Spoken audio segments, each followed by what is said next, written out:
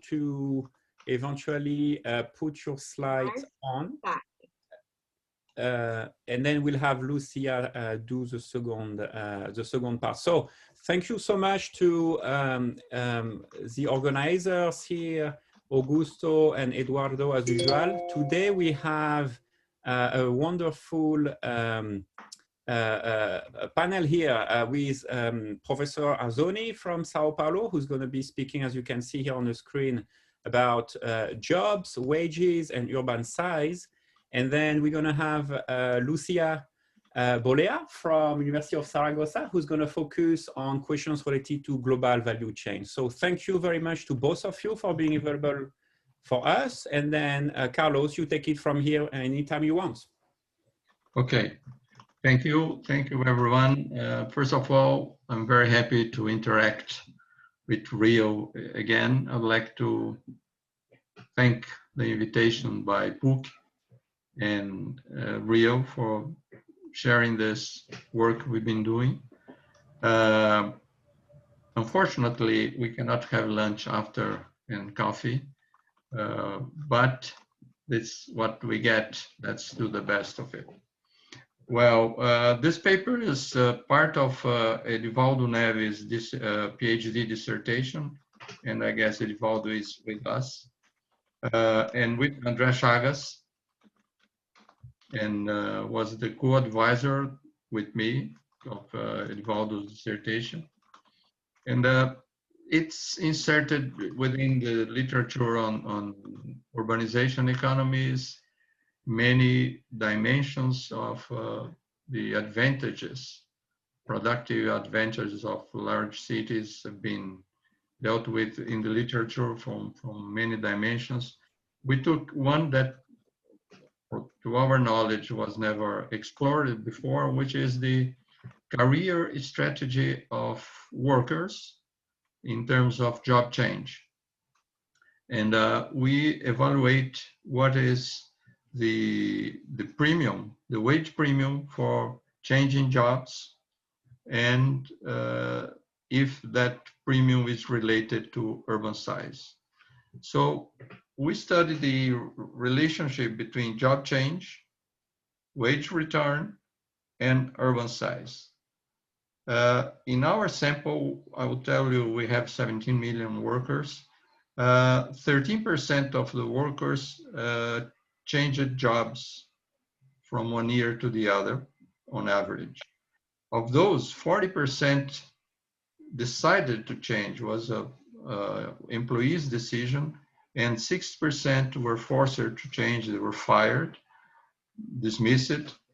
And we separated the analysis in these two groups. It's one thing for those who decided to change, and another thing for those who were forced to. On average, the wage loss for those who change jobs, 20%. There is a loss in terms of wage. It's 32% for those fired, and about even for those who decide to change. So the research question is, does the urban size make any difference in the payoffs? We do with short-term return. That's the first bullet here. So we take the wage the worker receives in 1 year and compare the same worker in the following year, whether in the same job or in a different job. So we compare 1 year wage difference. So it's short term. We are not considering career long changes. People could change jobs, could accept a lower paying job in expectation for having a better progression in the career. We are not considering that. We are just taking the short-term effects. Another limitation, we don't deal with long-distance moves. We only consider moves within the same labor market area. And we have 360 labor market areas in Brazil, and they involve at most 2,000 of the 6,000 municipalities, but it's 85% of jobs. So we are dealing, why we only take moves within the labor market area? We don't want to mix simple decisions with more complex decisions. If you move to another labor area, you might have to move your residence. And that includes moving the family when you have dual earners, couples. That's complicated. So we are thinking about moves that can be made without changing the family situation. We only use the private sector because the public sector has a different way of decisions. And we only have formal relations on jobs with a labor contract, a labor card. It is, in this area, is between 60 and 70% of jobs. So we are not dealing with the 30 to 40% of informal labor relations. We work with 4 years of information. So we have 3 years of changes. And in total, we have 17 million workers. To be part of our sample, the work has to be in 2 consecutive years in the database. So the worker must be employed in ERT and in ERT plus 1. But with the next period, it could be off, but it must be 2 years in a row. So the first thing we do is to analyze who are the job changers. So we have this probit model with the probability of changing jobs related to personal characteristics, age squared, gender, schooling. Tenure, this is the time of work in the same job, the previous job, and the complexity of the activity performed in the previous job, the sector of activity of the previous job, and firm size. And of course, our urban size is our variable of interest. So here are the results. The change in jobs is a thing that young people do more than old people. Here we have workers' decision and those fired. Interesting, women have a larger probability of moving when it's their decision than men. In compared to in those fired is about this is negative as in both groups. Schooling makes a difference. More educated people move more. And then as for the urban size, we have 4 categories. They're here, smaller than, it's not urban, it's labor market area, total employment, less than its population, I'm sorry. So we have these categories here, and this is how we label them. But I have a graph that shows what's the probability of change, and here is the urban size as compared to a small city. So we have a U-shaped firms when there's a worker decision, and again, for those who are fired. Anyhow, the probability is higher in the larger cities as the rotation of workers is higher in larger cities. So now we go to the model. The idea is that a worker would make a movement, especially, not especially, but for the ones that decided to move, if the wage in the new job compensates the non-monetary factors like prestige, contacts, including non-monetary factors, is greater than the cost of change. So what we have is we have the difference in wages between the previous job and the new job. And here is a dummy variable if the worker is in the same job or is in a different job. Personal characteristics, firm characteristics, individual characteristics, unobserved things we don't know about the workers. Dummy for years because economy changes, and the stochastic error. So we are interested in this theta 1 or theta 1 coefficient. We have problems here. We have, I'm sorry, we have causality problems. I'll come to it later. So the next model, we interact the probability, having changed with the urban size. TAM is for tamanho in Portuguese. I'm sorry, I didn't see it was in Portuguese. And then it's about the same. So interact both variables. So the beta or beta is the effect of urban size on the job change wage premium. So the previous one, the theta is the effect of job changes on wages. And this is how it changes with urban size. So we have problems of reverse causality. Well, people change jobs searching for higher wages, or the higher wages attract those people, or it could be the reverse. It's less probable if we discuss with the people who were fired because it's not their decision, they get whatever they can.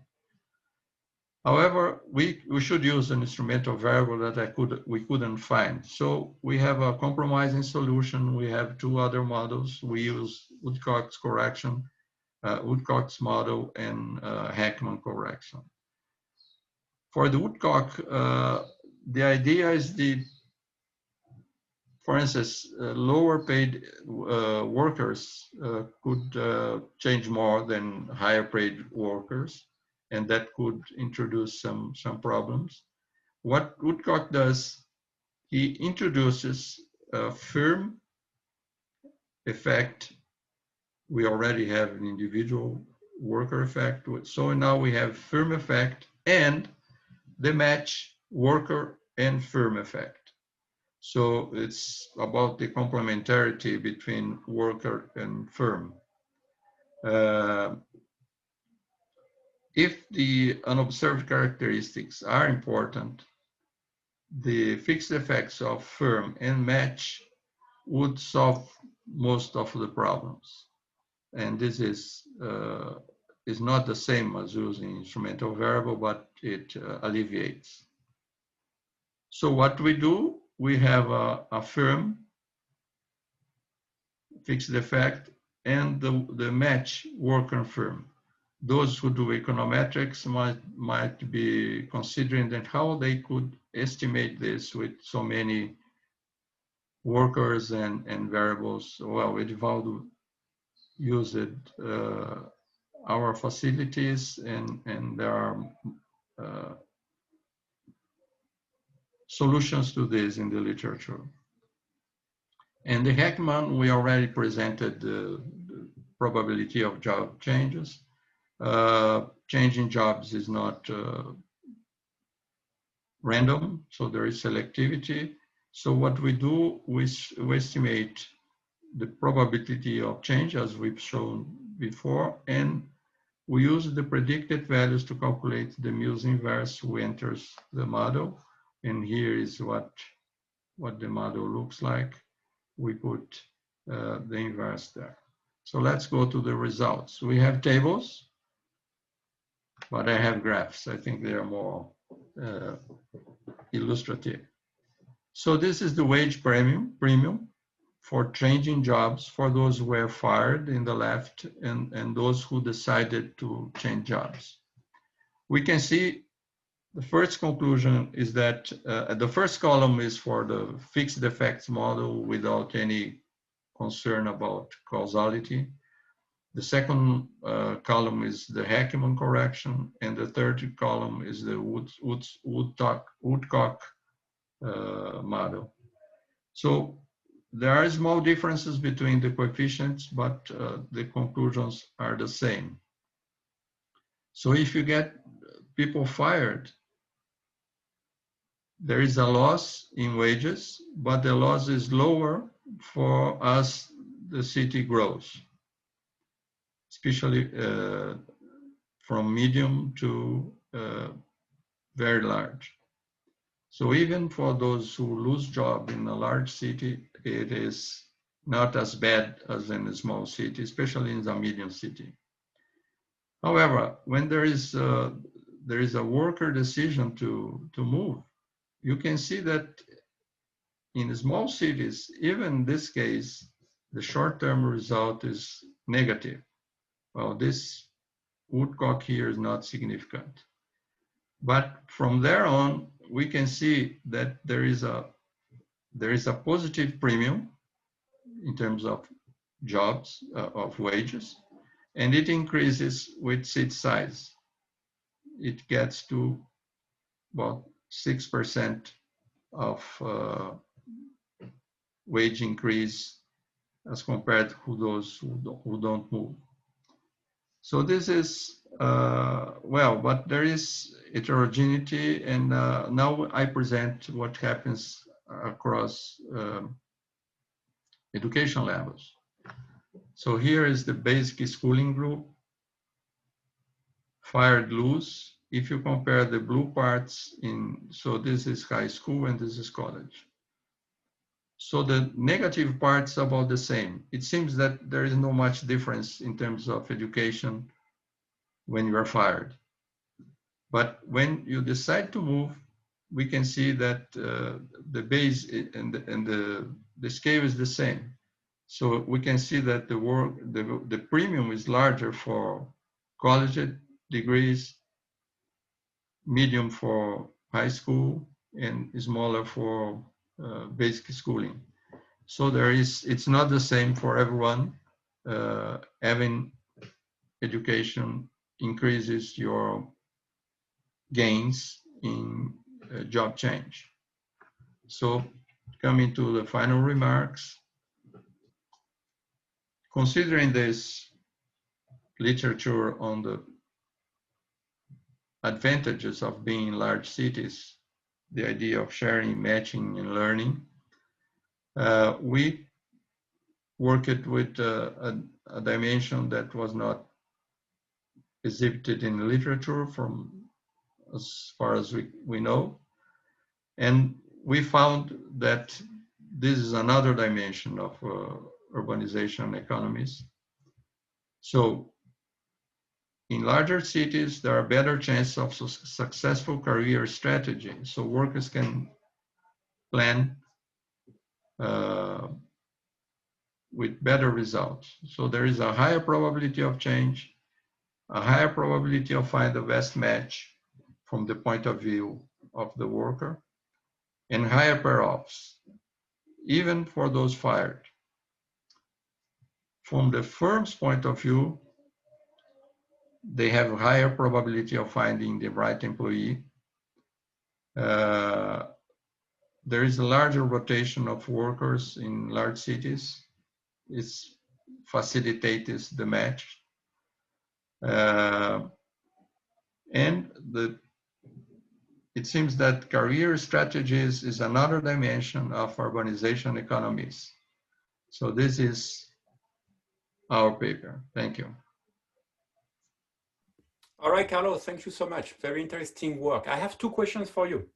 The first one is related to whether you feel there will be any interest into including the distance between the origin place and destination. In other words, I'm assuming that most of the move are within city, more especially within large cities, as you made it clear. But some of them are still across cities. and even move within a city, there is some distance still between, let's say, the past office location and the new office location. The idea will be that eventually, if that move is fairly small, it can reflect the fact that you heard about an opening because it's not too far from where you used to work. So what will be the point of doing that? Is, in my view, it's eventually one instrumental variable you could be using where you want to compare the result you get here with Heckman and Woodcock with a traditional two-stage D-square approach. So in the first stage, you will have how that probability of doing the move is influenced by the distance between the past location and the new location, so that your IV is really the distance. And that doesn't have any effect on being fired or the new wage you get. So it could be a nice exogenous instrumental variable. What do you think? Well, thanks for the suggestion. It's a good idea. We will explore this. However, to avoid many complexities, we decided to stay within the same labor market area. So we can have 20 cities composing the same market area. The idea is that the wage is decided not within the municipality itself, but within the labor market area. And it was established by the Official Statistics Office, IBGE, considering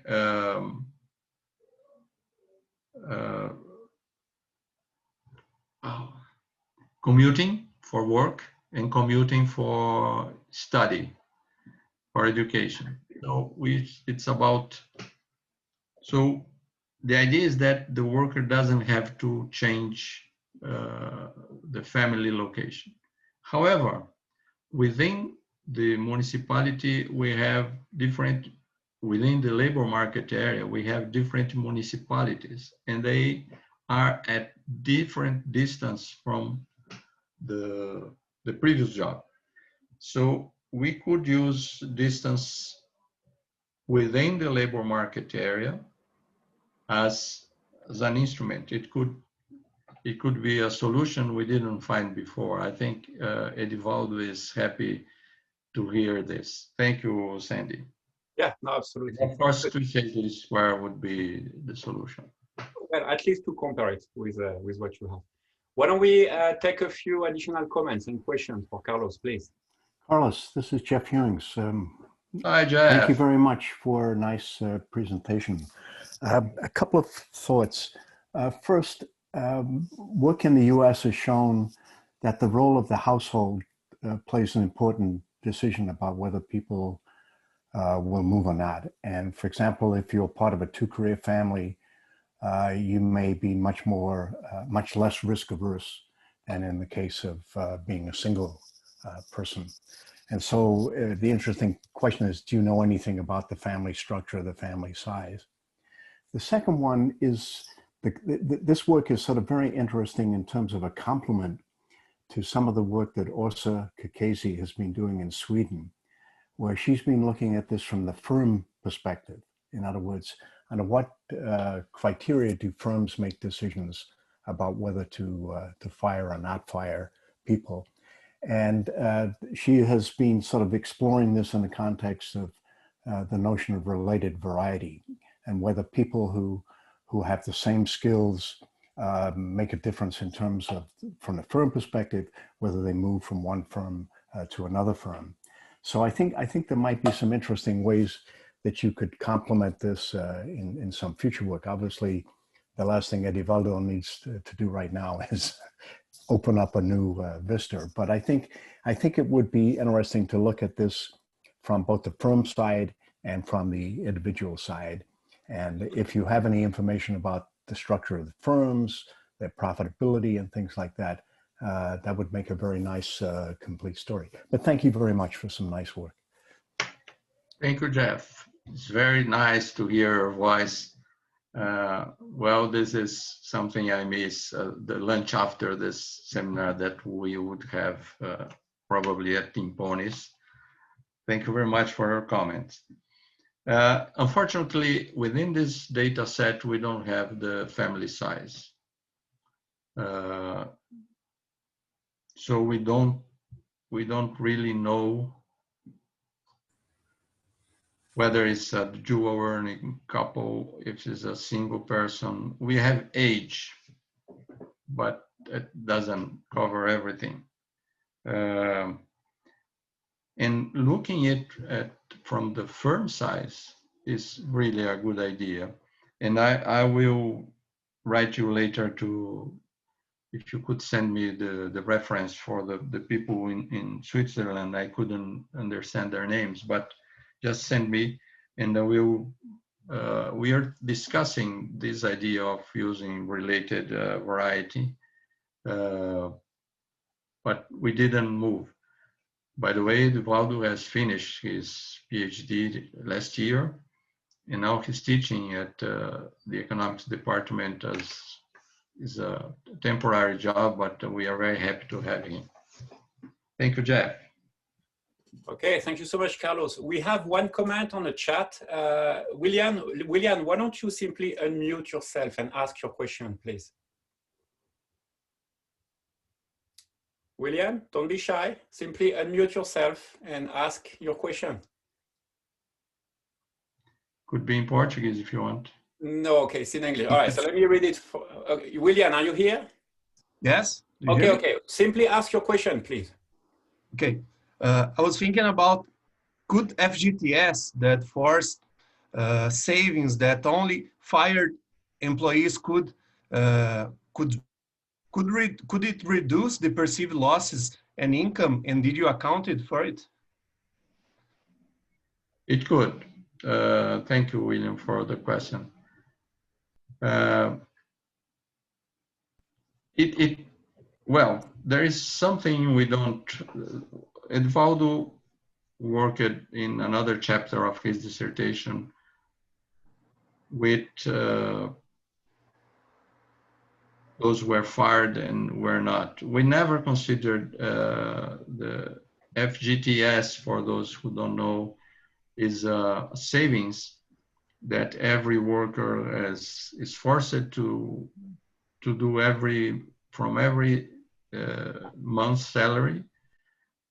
The government takes part of it and part from the firm, and it's deposited in an account in the name of the employee, and he can only touch that money when he's fired or retires or buys a house. And that is, and some people demand to be fired to have access to that money. And we don't know what's the percentage of people doing that. It's not common. It's more common in small companies when you know the owner and you have an agreement. They fire you and you get the FGTS money. Not common in large businesses, almost impossible. And I really don't know. It's a good question. I will think about it and see if it could influence, because the decision when you are fired, you get that money. If you if you just leave the previous job, you don't get it. It's still yours. It's for you to get when you retire, but you cannot touch it. So it's a good point. We have to think about it. Thank you, William. Okay, wonderful. Thank you so much, Carlos, again. I think we're going to move on to presentation number 2. So we are actually moving from Brazil to Spain. And eventually, Lucia, whenever you're ready, do get your slides on the screen. So Lucia Bolea, she's a PhD student at the University of Zaragoza in northern Spain. And she's going to speak about global value chain. All right, I can see your slides. Lucia, so yes, can you see my presentation? I can see it, and we can hear you just fine. So whenever you're ready, you can go. Okay, so thank you, Sandy, for your presentation, and thanks for inviting me to these new online real seminars. So today I'm going to present the last chapter of my thesis, which is the regional character of global value chains and analysis for the European Union. I've done this work with Rosa Duarte, Jeffrey Hewins, Sofía Jiménez, and Julio Sánchez Choni. Rosa, Sofía, and Julio are from the University of Zaragoza, like me, and Jeffrey Hewins, as you know, are from Real, the University of Illinois in Urbana-Champaign. So this is the outline that I'm going to follow in this presentation. First, I show you a short introduction about the context of this work with the main motivation and the main objective of this paper. Then I show you some preliminary or previous analysis in the literature review section. After that, I'm going to explain the methodology that we use in this paper, divided into two parts. First, how we calculate the participation and position in global value chains in a multi-regional framework, and then the empirical approach that we have followed in this work. Then the results, and finally some conclusions and policy implications. So, okay, as you know, the economic growth, international trade, and production processes are structured around the global value chains, which have been defined as the full range of activities that firms and workers do to bring a product from its conception to its end use and beyond. In addition, the spatial fragmentation of the production process has led income generation and production change as increasingly characterized as global. So in line with this, the concepts of participation and position have been defined as follows. On the one hand, participation as the country's share of value added embodied in global exports, that is their gains from the globalization process. And on the other hand, the concept of position as the specialization of countries or regions in relatively upstream versus downstream stages of global value chains. In addition, more recently, the experience with the COVID-19 pandemic has also highlighted the complex degree of dependence that most economies, both national and regional, exhibit. However, in the previous literature, little attention has been directed to the fact that the international fragmentation of production also has an important regional or subnational dimension taking place between groups of neighboring regions. So some exceptions in this global value chain framework are the work of Park and Hewins in 2020, where they established that global value chains are generated increasing interregional dependencies. In addition, Chang and Hewins in 2015 shows interregional dependencies could cause asymmetry in the signs of spillover effects between any two regions. And finally, Lopez Bazo et al. In 2004 studied the role of spatial heterogeneity and spatial dependence in regional economic growth.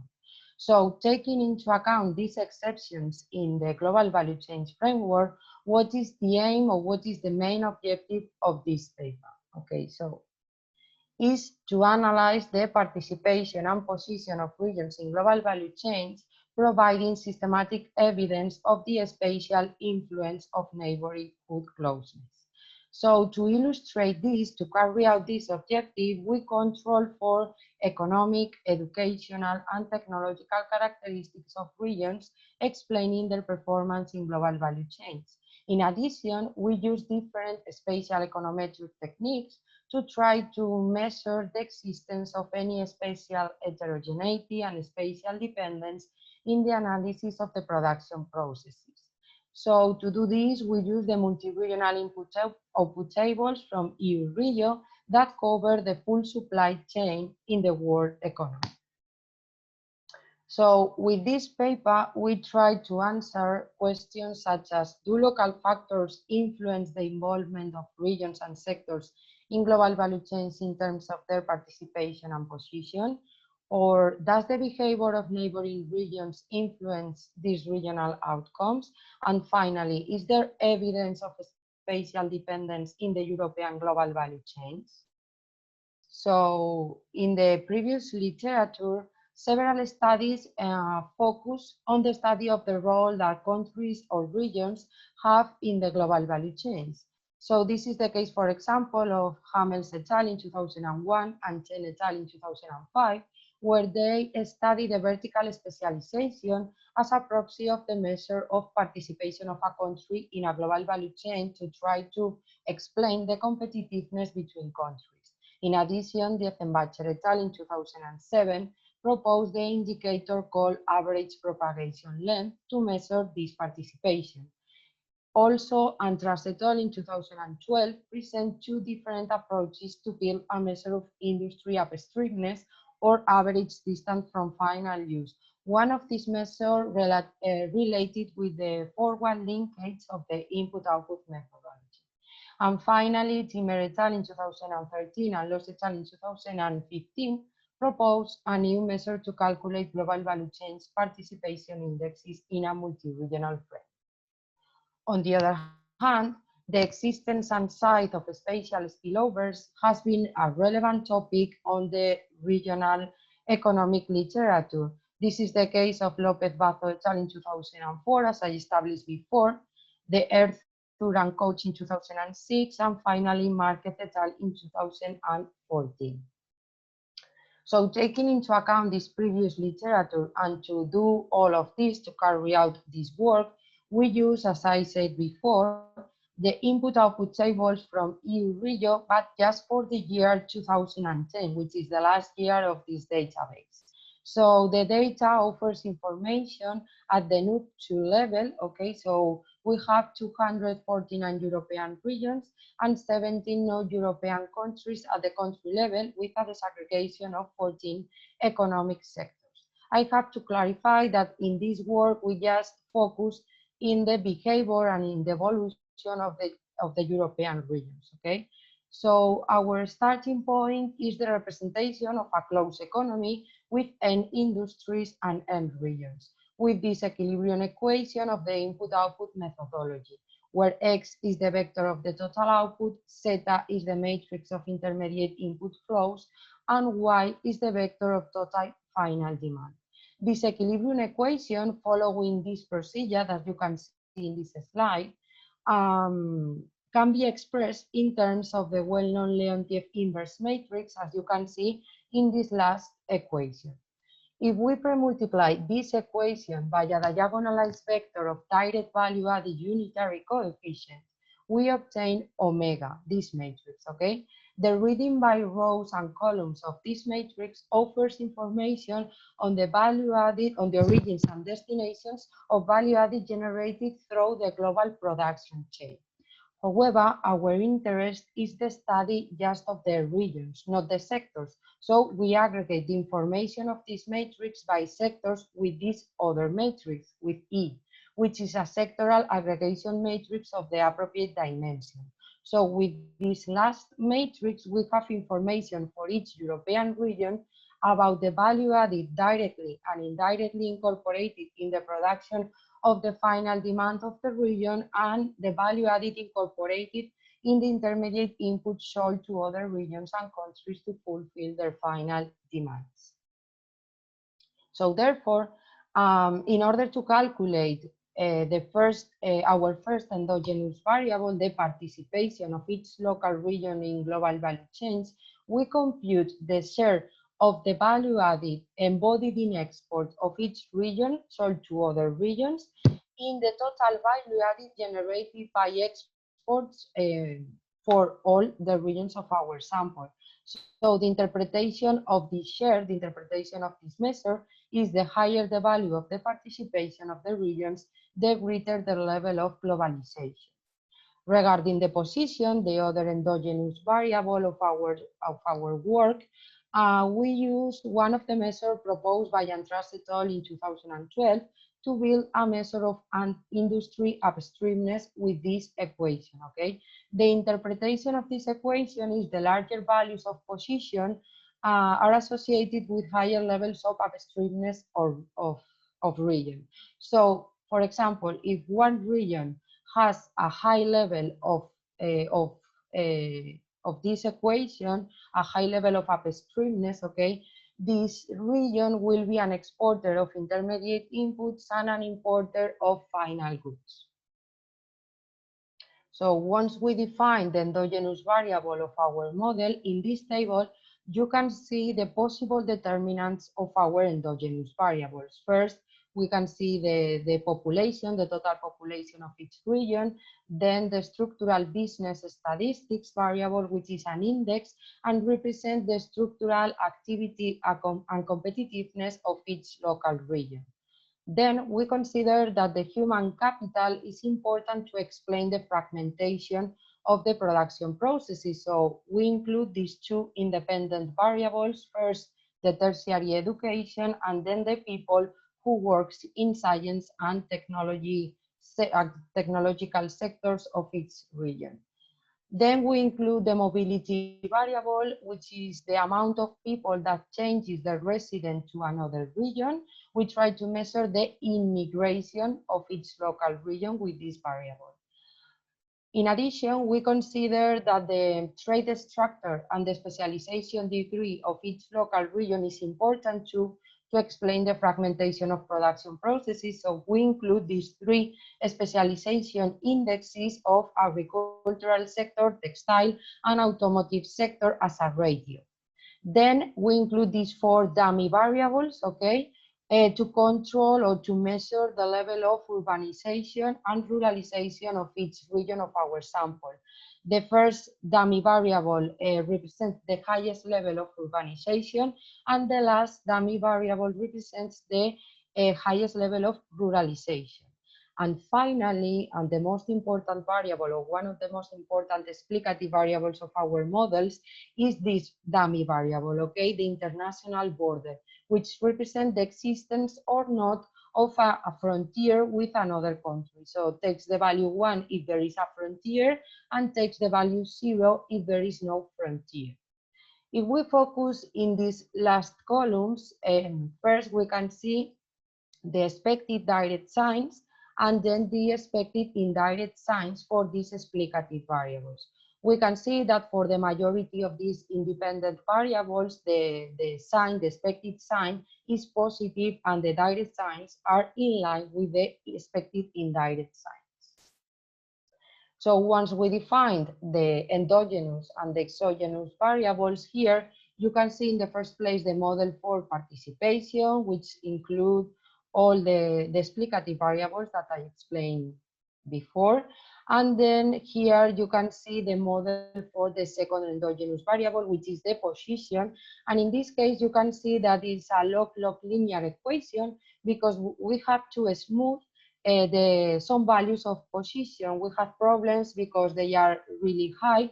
So for this reason, we decided to establish this log-log linear equation when the endogenous variable is the position. So taking into account all of this, let's go to the results. As I established before, one of the main objectives of this paper is try to measure the existence of any potential spatial dependence that may exist, okay? So we use, to try to measure this, we use a contiguity Queen weight matrix, which consider all the neighbors surrounding each local region. And here in this table, you can see the results for different tests of spatial dependence. So if we focus in the first, in Moran's I test, we can see that is statistically significant and positive for both variables when the endogenous variable is participation is significant, and the same for position. So we can conclude in this first test that there is a positive global spatial autocorrelation in both cases. So the interpretation is that the European regions are clustered, and the regions with higher levels of participation and position are close to each other, okay? Then if we focus now in this first column for participation, we can see that the coefficient of the robust LM spatial error test and the coefficient of LM spatial lag test are statistically significant. So in this first step, it seems, or we can conclude, that maybe the spatial error model or the SAC model, which is a combination of SAL and SERT, are the best specification when the participation is the endogenous variable. If we focus now in the second column for position, we can see that the coefficient of the robust LM spatial lag test and the coefficient of the LM spatial lag test are not significant. So in this case, it's clearer than in the previous case, okay, that it seems that the spatial error model is the best specification when the position is the endogenous variable. So here, after running different spatial econometric models, we decided to choose, and we obtained that the best specification for participation and position is the spatial Durbin model. Why?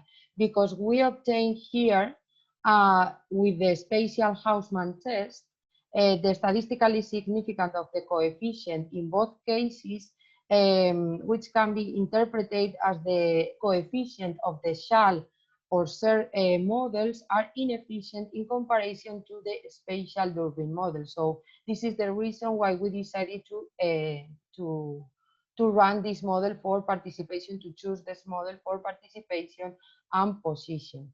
So here, if we focus in rho, okay, which is the coefficient that shows the existence of spatial spillovers between regions, we can see that the study is statistically significant, is positive, and very large in magnitude. So the interpretation is that there is a spatial dependence in our data, and these results support our thesis about the importance of spatial spillover effects. So now, if we focus again in this table, we can see that the coefficient for LM test for autocorrelation error, in this case, in both cases, sorry, is not significant. So we can conclude that there is no spatial dependence after including the spatial spillovers finally, okay?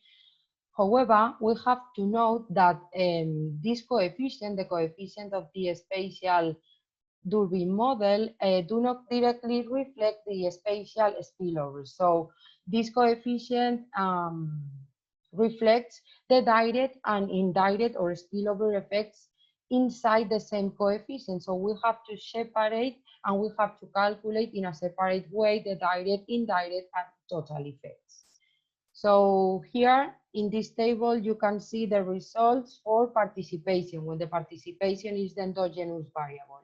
If we focus in the second column for spillover effects or indirect effects, which is the same, we can see that the spillover effect for structural business statistics and the specialization index of agriculture is negative. However, is positive for tertiary education, for international border dummy variable, for the specialization index of automobile sector, and for the first dummy variable of urbanization level. So we can conclude that being surrounded by highly urbanization regions due to this coefficient, with an international frontier due to this coefficient, with a large percentage of population with tertiary education due to this coefficient, okay, and very specialized in the automobile sector due to this coefficient here, have positive effects and cause an increase in the level of participation of local regions. And here you have the results for position, when position is the endogenous variable. We can see in this case that the spillover effect for a specialization index of agriculture is negative again, but is positive for tertiary education, for international border dummy variable, for the specialization index of automobile sector, and for the first dummy variable of urbanization.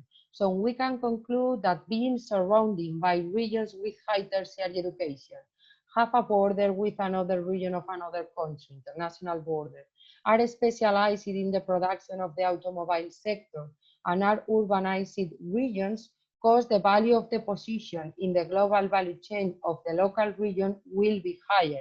So the interpretation is that the local region will be more likely to be an exporter, as I said again, of intermediate inputs, more basic in the production process. So what we can conclude from this paper, the results show that the spatial dependence is an important component of the explanation of the determinants of the local participation and position, because we obtain that the spatial spillover effects are really important and significant for human capital, for the degree of urbanization and the sectoral structure in the production process. So the role of an individual region in the global value chain is affected by the behavior of their neighbors, okay? Then we can conclude, or the results show, that the globalization process at the regional level seems to be important, and regions tend to behave depending on the behavior of their closest neighbors. So this result offers new insights to traditional global value chain studies. But what are the policy implications of these results? So first, when making decisions of great relevance to a region of focus, the effects of neighboring regions should also be taken into account. In addition, countries should take advantage of the regional clusters that have been generated during the globalization process, so policies should be complementary to the national and international ones, as in a globalized world, because the different scales matter. And finally, we ask ourselves, is it possible that the regionalization of the global value chain can cause an economy to overcome the economic gap that separates it from the rest? So that's all. Thanks for your attention. If you have any questions or suggestions, we'll be really welcome. Thank you. Okay, Lucia, thank you so much for a very interesting presentation. Yeah, I have some questions and idea for you. Yes. So you are obviously accounting for the role of those geographical neighbors based on a common border. I wonder if you have any interest into somewhat splitting whether those neighbors of yours happen to have any form of complementarity in their economic structure with yourself. In other words, I can easily think of two situations. One area that indeed interacts a lot with regions nearby in terms of labor market, in terms of purchase of input and eventually sales of output. And another case where basically what you do is totally different from what your neighbors do. You can imagine, say, a region which is very urban and then surrounded areas are mostly countryside. So eventually teasing out the extent to which your neighbors, and more especially the economic structure, differs relatively to yours could eventually allow you to have a somewhat different interpretation of the extent to which you can build on your neighbor.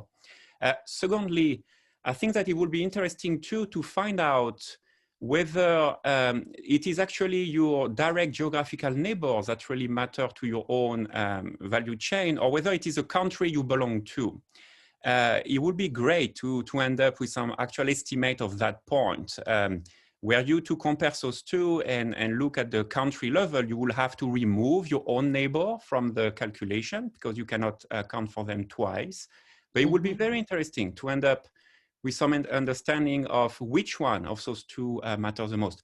To some extent, it's that idea of hierarchy of what really matters in your production structure is something we've been teasing out a little bit with Claudia Montaña. I don't know if you were at RIL at the same time as Claudia. Okay, so we just submitted a paper in Economic Systems Research, which is a shift chair, which is basically looking at the interaction from the country level to the European level to the rest of the world. And it ends up that depending on the pair of sector and country you're looking at, the level of the hierarchy that matters the most, it depends very much. It depends very much by country and by sector. You are in a very fortunate situation where you could add to that hierarchy the regional level, which we did not have because we relied on Wired.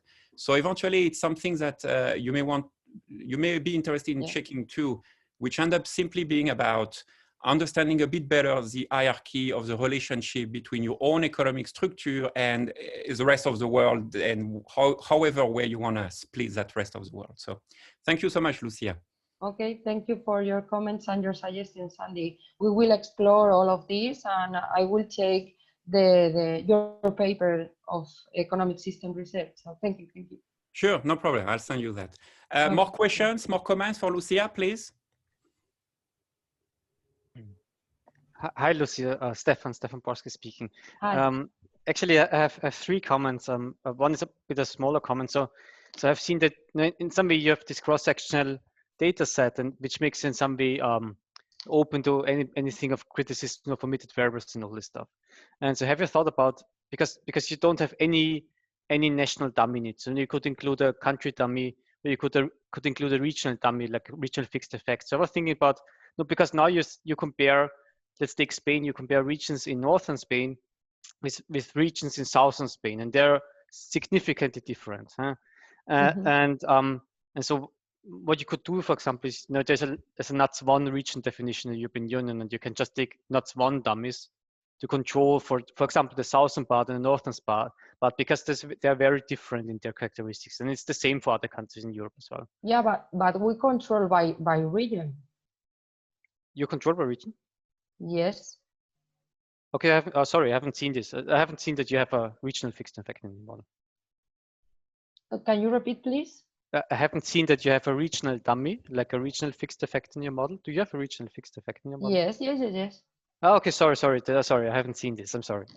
And the second comment is that it's a little bit based on Sandy's comment. So what you could do is, I was also thinking about teasing out what's the role of your neighbors. In some way, you have like an average effect of all your neighbors surrounding you. But what you could do is you can split up your spatial weight matrix into two different spatial weight matrix, and they need to be mutually exclusive. And in one spatial spatial weight matrix, for example, you could put all your neighbors which are like urbanized or are richer than yourself, and in the others, all your neighbors which are poorer than yourself. And then you can see, okay, how does the spillover is differently between different neighborhood structures. So the only requirement is that these two spatial weight matrices are mutually exclusive. So you cannot have one region in both matrices. Okay, thank you. It's a good idea. Thank you. Yeah, I have a short comment. Yes. and the last comment, and the last comment is actually, the problem is that because in some way your spatial data set is limited. So it's some way you stop after 17 countries, but all the border regions in reality have some neighbors which you just ignore because you don't have data for it.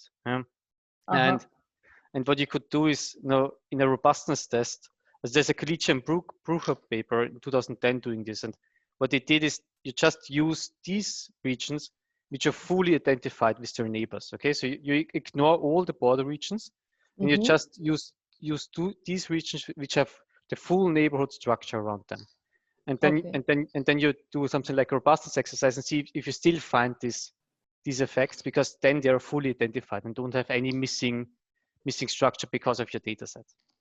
Okay, thank you. Thank you so much. Thank you very much. All right, Stefan, thank you so much. Any more comments or questions for Lucia?